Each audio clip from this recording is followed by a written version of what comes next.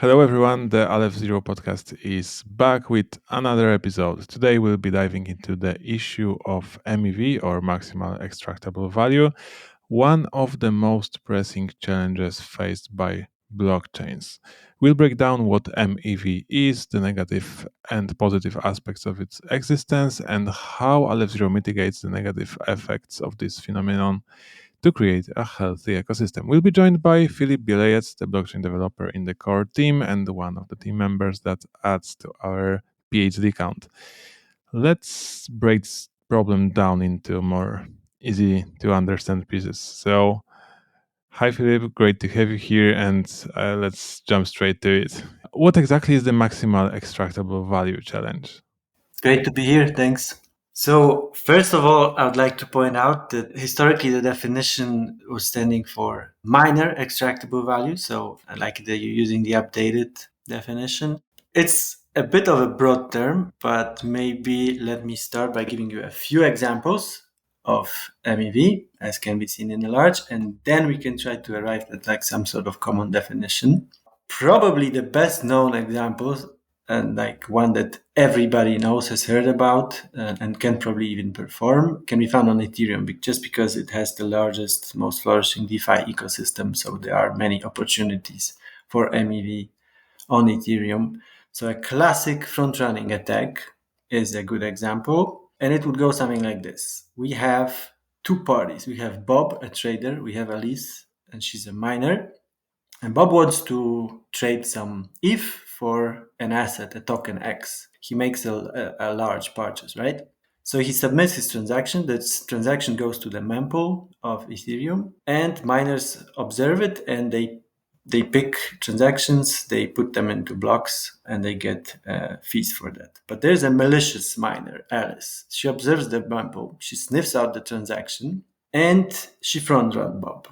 She does that by purchasing the same asset X that he wanted to purchase just before the large trade is approved. This purchase will raise the price of the asset, increase Bob's slippage. Because of this high purchase of asset, the price on the DEX goes up. Bob buys at the higher price. So basically he loses twice. He lost on his transaction, he lost his opportunity to buy at the leverage. And now Alice inserts another transaction where she sells X at this inflated price. She can even be a little bit smarter about it, and if she can fit all these three transactions into one block, she can use a flash loan and she can make this attack without spending anything other than gas fees. So if you might remember the DeFi summer of like 2020, beginning of 21, these attacks have gotten so rampant that people took notice. And that's actually when they started to study the phenomenon. And like the general public, and that's definitely when I became aware of MEV, was with this now famous Ethereum is a Dark Forest article written by two MEV researchers, where they describe an encounter with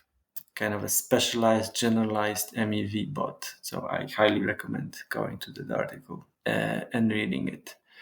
But that's Ethereum, right? MEV is not inherent to the chains with smart contract capabilities, although definitely there are more MEV opportunities. Well, we can have MEV on, let's say, Bitcoin. There are a couple scenarios in which we can observe MEV on a Bitcoin network.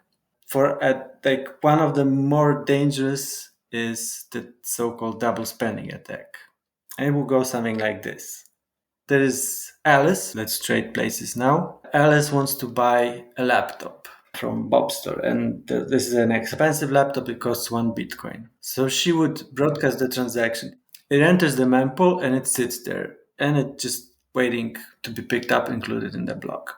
But then at some point, after it's been already picked up by the network and some miner included in this block, she creates a second transaction when she double spends. She sends the same Bitcoin to another address, which is obviously under her control, and she sets a very, very high fee so that it is prioritized by the miners before the first, let's call it quote unquote, legit transaction. And now what happens is we have a fork in the network, right? So the network awaits confirmation for both transactions. And some miners are mining on a version of history where the first transaction, and other ones are mining on a version of history where the second transaction. So we don't have a canonical one. Over time, there will be a longer chain. One of these chains will be longer. And if it's the one with the fraudulent transaction, and if in the meantime Bob has already sent the laptop to Alice, and she gets the laptop and she gets her 1 BTC back. There are another attacks. I won't go into detail, but for example, there is a selfish mining attack. Well, miners find a block and they silently keep mining from that block, and eventually publish it. They reap all the transaction fees for it. But basically, in all these examples, so examples on the Bitcoin and Ethereum network, we see that we have attacks in which we have some actors, and these actors take some actions in the system, and these actions lead them to increase their own balance. These actions can take the form of changing the order of transaction within a block, or maybe censoring transactions, maybe inserting transactions, basically manipulating the order of transactions in a block. But that's also at the cost of the users, right? This is why it's bad. Definitely. So there's a couple aspects to that. So maybe let's dissect that. If you are just like a regular user, maybe you're not a day trader, maybe you just want to buy some tokens from time to time, maybe you want to buy an NFT. So you need to use a DEX for that, right? You buy NFT for some token X, so you trade token Y for token X, and you are a victim of a sandwich attack or a front running attack like we've discussed. Well, that is obviously bad, right? That ruins your user experience. But there's even a worse aspect of that. And that's because MEV, as it stands, kind of changes the incentives of the miners on the network. So traditionally, we pay them, they reap these fees for securing the network, right? But with MEV in place, their incentive changes into reaping the benefits. So what that means is that even if you are not like directly a victim of MEV, then the overall security of the network drops, and that can make you a victim of MEV by extension, right? Yeah. And I also wanted to go back to what you said about double spending on Bitcoin. Like, how hard would it be? Because isn't preventing double spending one of the like core features of Bitcoin? Well, so yeah, I said double spending. That's a bit of a misnomer because in the end, there is no extra value created in the system, right? There's still one canonical history. It's just that for a brief period in time, there exist two alternative versions of. Eventually, one takes over. Yeah, All right, and if something happens off chain, like sending the laptop, this is like where you spend without spending. exactly. These attacks are not just theoretical, obviously, but they tend to be harder to exploit just because a lot of things need to fall into place for you. But MEV attacks on DeFi protocols, yeah, they happen daily. All right, so is it actually possible to build a blockchain that like wouldn't suffer from these issues by design? Or is it like a challenge inherent to blockchains by design? Right, so that's a very good question. There's a lot to unpack here. I will maybe turn around this question a little bit and start by talking why would you even bother building such financial systems on a blockchain? And sort of risking preaching to the choir, I'd start by saying that we have like about 2 to 3 billion, I think, unbanked people on Earth still right now, or underbanked, which even increases the number for many reasons. But the creating these decentralized financial systems kind of can open up financial opportunities for these individuals. Just by the fact that the only thing you need is basically some sort of access to the internet. Even for a while, right? Yeah, even for a while, indeed. Exactly. Just for a moment to transact. And then you can store your savings. You can have access to investment opportunities. You can even take a loan. So you can do all these things that were previously out of reach for you. You don't need a government issue ID for that. You just need a wallet and internet access. So these platforms tend to be more accessible and inclusive. Another important point, and it's probably even more important than the first one, is the kind of the censorship resistant nature of these networks. So there is no central authority with full control over the network. Accounts and transactions cannot be frozen or restricted, like arbitrarily, by any authority that suddenly decides so. This is similar to, let's say, the church and state separation that we know from the 20th century. So we're now trying to reach money and state separation. Why should you care about it? Well, if you live like we kind of tend to do, you live in a Western world, life is so good. Let's say that you are a cat person and the political situation you live in is also feline friendly, but then the landscape suddenly changed, right? And there's a dog regime installed. Well, now you can be prosecuted for your cat friendliness. This regime doesn't like you, so it goes after your funds, your bank accounts, and they can actually do that because in the traditional finance, you are actually not in a control of your money. You just give it to a custody of some third party and you trust it that will do the right thing. But maybe it won't. Maybe it will, maybe it won't, right? And finally, and we'll probably go back to that when talking about MEV specifically, that all the transactions, all the code, everything on DeFi platforms is public. It's transparently recorded and the history is appended only, so it's never overwritten. Anyone can go back, verify all these transactions, the integrity of the transactions. So it's all completely transparent and audible. Now, how does MEV tie into all of this, you might ask? Well, after all that we just mentioned, right, that how DeFi is supposed to be inclusive, MEV kind of creates an imbalance, right? Because we have these miners or validators. So we have these entities that we've entrusted this power to order transactions in a block. And it's like, turns out that this is not such a small power. And it creates some opportunities. So there's money on the table, right, to be taken. And then a rational actor will obviously go and take that money.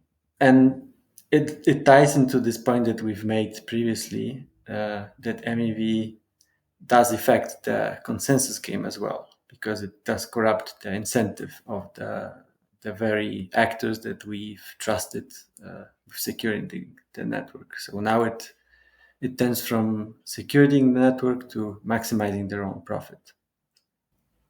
So those are the dangers of MEV. So would you say that like MEV prevents us from creating an inclusive financial system, or like changes the incentive that this is no longer that secure? Both. I would actually go on to say, well, someone might argue that I would say it is not possible to build a permissionless system without MEV, just because in a permissionless system, right, you have some state, there can be a transaction, an arbitrage opportunity, and you have multiple actors that are trying to touch that state, right? And it creates race conditions because they're all competing with one another. And conversely, if there is no MEV, then that would mean that your system is not a permissionless one, right? It has some sort of hierarchy just because someone has the power to decide the order of the transactions. I think you could mitigate this risk by design, right? Still being permissionless. You can stay permissionless. basically we should be building the systems in an MEV aware way, right? So one good example of that is the Flashbots project on Ethereum. Don't want to go too deep into the details, but basically it ties into the concept known as MEV for public good. So it's a way of viewing MEV as type of a budget. So there's like some extra value, a number, a quantifiable number, which is an extra value that we can actually use to secure the systems even further by redirecting a portion of all these profits generated from MEV towards enhancing the security. Flashbots project does that by creating auctions for MEV. So basically, instead of miners doing it selfishly for themselves, there's a system of auctions where you bid for a place in a block in a transparent way. And it actually, nowadays we can actually kind of say that Flashbots has by and large solved a lot of negative aspects of MEV on the Ethereum network. Not all of them, definitely, but it has definitely made it more transparent and more open to the public. But you need to be using it, right, to be protected. Yes, obviously, and it does have some downsides as well. Like for example, it does increase gas fees. It tends to increase gas fees because of these auctions. All right, so we already know that MEV has two sides of it, positive and negative aspects. And maybe we could expand more on those things. Like what's other stuff that can be done with MEV that's negative or positive from your perspective? Well, so I've already talked about the Flashbox project, but this is not the only project that kind of tries to combat these negative aspects. You could do some other things, like there's some low-hanging fruits to kind of combat negative aspects of MEV. So you could, for example, just from the top of my mind, you could, for example, in your transaction, include a block number in which you want it to be, or like you do not want your transaction to execute beyond some block number, right? You could, that would be a little harder, but it's still doable. You could, if you have a source of randomness, then you could maybe reshuffle randomly, but randomly in an auditable way. You could reshuffle the transactions within the block. Of course, you would have to kind of keep the nonces from the same account, order them by the nonces for the same accounts, but the rest of the transactions will be ordered randomly, so kind of a fair way. Again, you can look at the MEV as a source of the security budget, so MEV auctions, right? You could create private mempools, basically. So mempools, which are where if you have a large trade to make, then you kind of you access that. You pay for your trade to be executed directly by a miner. So you kind of collude with the miner. Yeah, those are like the main ways of combating negative aspects of MEV.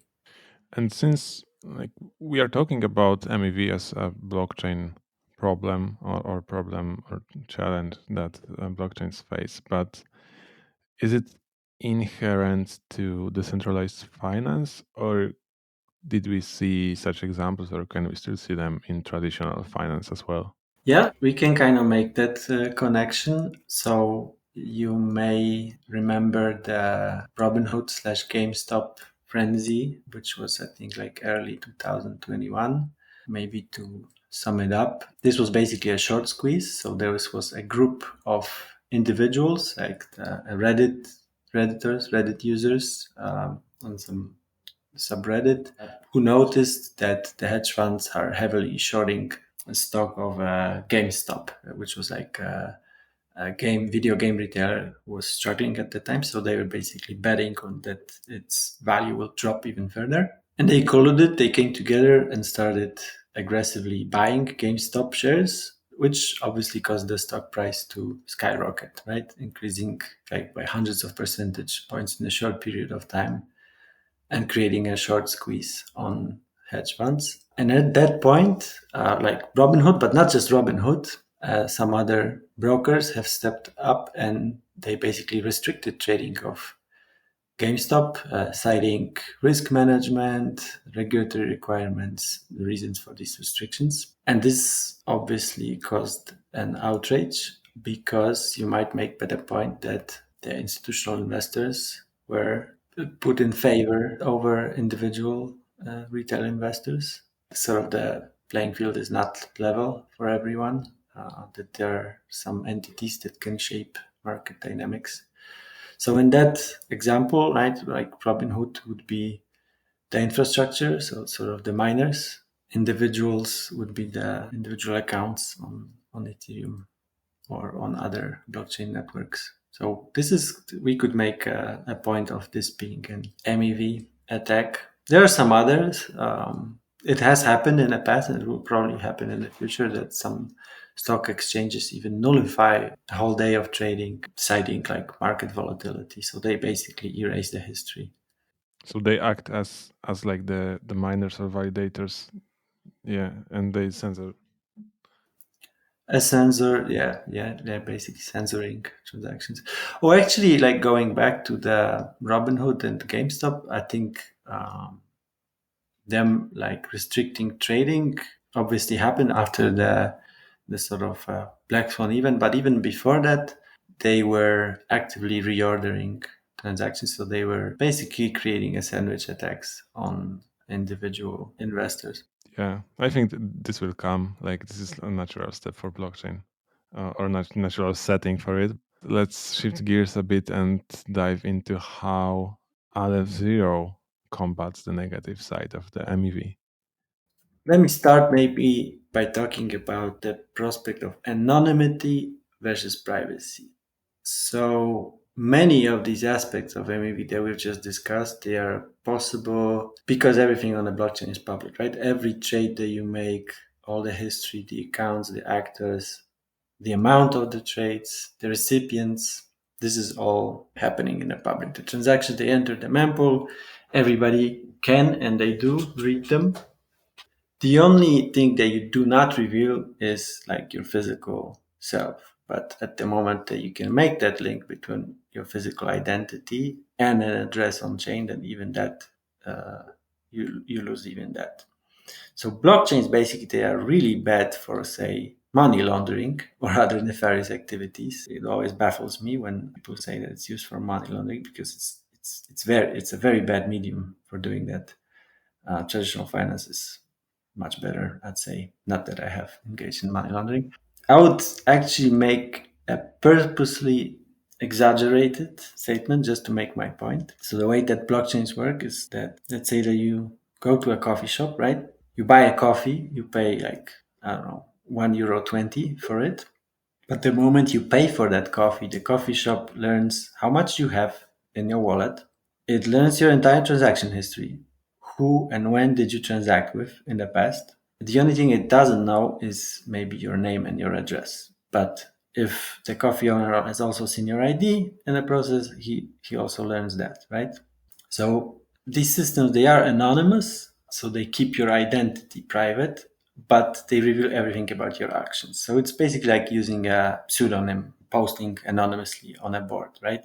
Privacy is much stronger concept. So privacy is keeping things to yourself, and that can and does include your actions.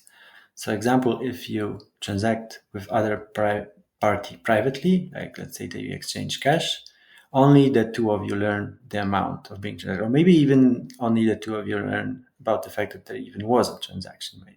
And at Aleph Zero, we're basically trying to build something like that. So we're trying to build, and we believe that it's important to have decentralized financial systems that are private at the same time. So some of the things that we're building is shielded decentralized exchanges. So exchanges that allow for the privacy of individual amounts but at the same time, they do make the aggregate amount public, which is important for keeping the overall systems healthy. We're building shielded staking, so basically staking that gives privacy to the delegators while still having accountability for the delegators and basically full transparency. From that, there's a short step to achieving fully shielded governance, so basically keeping your votes private from other parties of the system, but the vote tally is public and transparent. Shielded asset pools, so all these things which give you privacy, but not privacy just for privacy's sake, right? We're trying to build systems in a way that makes them better because they are private and not just kind of being a technologist is kind of easy to see or to try to fix every problem with technology, but it's important to keep the sort of the end user in mind. So an example I would make is that within these private financial systems, like the MEV protection is basically for free once you build them. It's a function of how they operate. As long as they shield the individual transactions from the public, from the validators, aka the miners, there's basically no incentive in reordering or censoring them because you don't know what's inside of them. At the same time, because the aggregate amounts, so like the overall tally is still public, so things like arbitrage are still possible.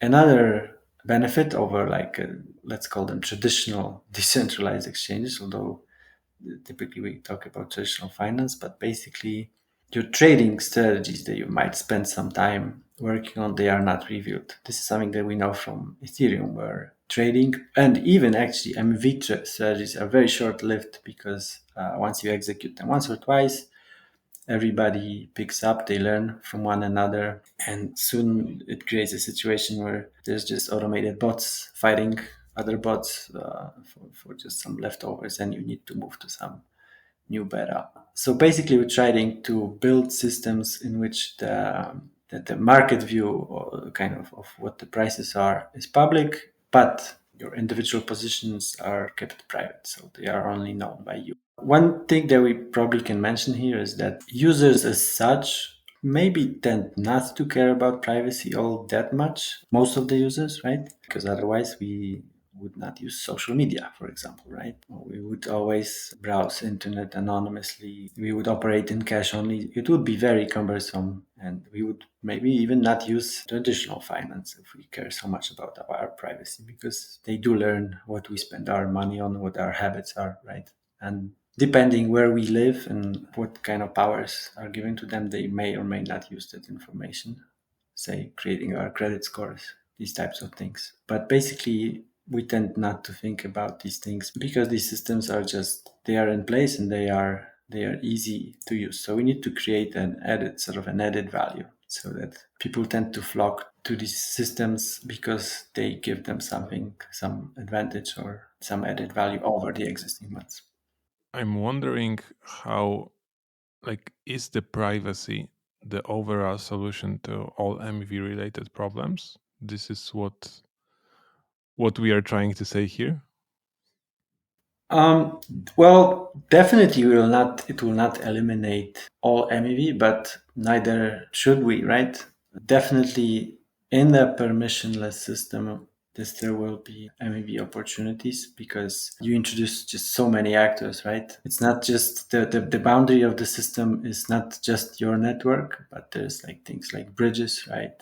There's like connected blockchains, there's relayers, there's many actors, and these opportunities they do arise in different places in the system. We just should be aware of that and try to mitigate the negative aspects. But I'd say that if your system is truly permissionless, then there will always be some sort of MVP opportunities. And going back to the privacy aspect, do you see, or that might be just your personal opinion, but do you see the privacy as, growing need of the overall population, or is it, just a dream, people like us?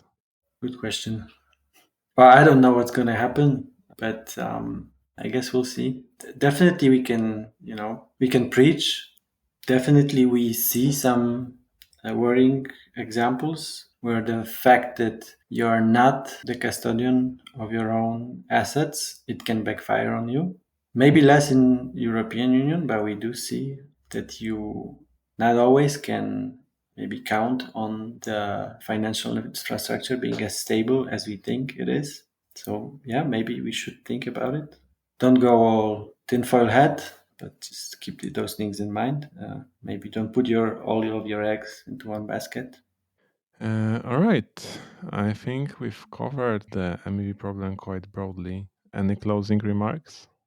Oh yeah, definitely. Privacy, like by default, does not mean that you're doing something nefarious. It's just maybe just don't want to show everything, right? Like we were close on daily basis.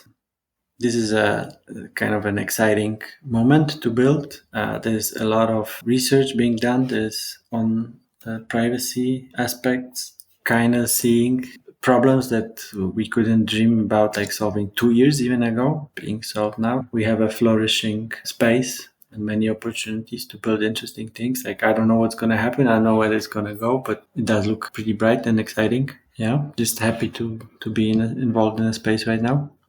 All right.